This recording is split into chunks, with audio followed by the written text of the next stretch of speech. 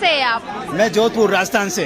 जोधपुर राजस्थान से इतने दूर से आप दिल्ली आए? हाँ, मैं दिल्ली आया हूँ क्योंकि मेरे बच्चे ने भी नीट का पेपर दिया। उसका पेपर बहुत अच्छा हुआ था, मगर वो फेल होने से सारे उम्मीदें फेल हो गई। ये सरकार तमाम मुद्दों पे फेलियर हो रही है। कितने सालों से आपके बच्चे एग्जाम दे रहे थे? अभी 2 साल एक बार दिया, इस बार तो पेपर भी अच्छा हुआ था।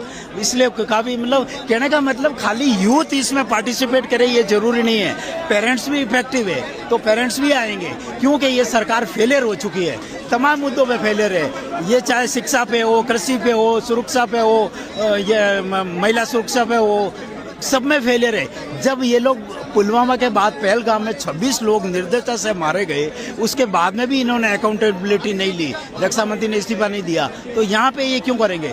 ये लोग, इनको गर्ज नहीं है, जनता के प्रति जवाबदेह ये नहीं होंगे, न इस्तीफा होंगे। कारण क्या है कि इनको जनता की गर्ज नहीं है, इनको जनता के वोटों से जीतना ही नहीं है। इनको पता है हमारे ईवीएम में पहले से ही सेटिंग है, चुनाव आयोग हमारे पक्ष में है, जहाँ भी चुनाव होंगे जनता में वोट नहीं भी दे फिर भी हम जीतेंगे, क्योंकि जब तक बैलेट पेपर से चुनाव नहीं होगा, जनता के व्यवस्था में परिवर्तन नहीं होगा। आप कितना ही जनता प्रदर्शन कर लो, इनको कोई गर्ज नहीं है। ये लोग आपके लाठियां चलाएंगे, वो कर देंगे, वो क्या 22 राज्यों में बीजेपी है सर। 22 राज्यों में बीजेपी इसीलिए तो है कि आप एक बात सुनिए, एमपी में क्या था, एंटी इनकम्बेंसी थी।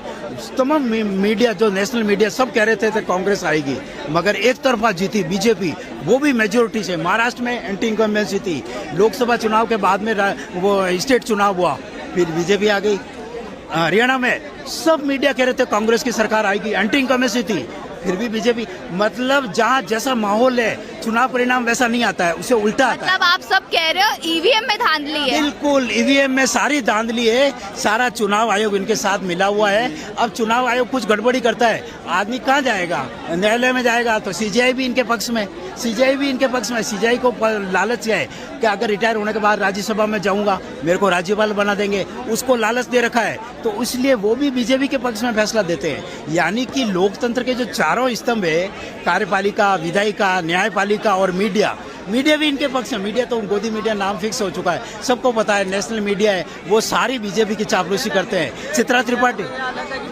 चित्रा त्रिपाठी जो खुलेआम कहती है कि पेट्रोल डीजल के दाम बढ़ गए तो क्या हुआ, कोई फर्क नहीं पड़ेगा। अरे फर्क कैसे नहीं पड़ेगा जब तक पेट्रोल डीजल के भूटान जैसे देश में 60 रुपए लीटर है पेट्रोल। कहाँ पर? भूटान में 60 रुपए लीटर है तो पेट्रोल। ये है ना, अब ये कह रहे हैं युद्ध, ये लोग क्या जनता को भटका रहे हैं कि युद्ध की वजह से बढ़ा। युद्ध की वजह से नहीं, सरकार की गलत नीतियों की वजह से।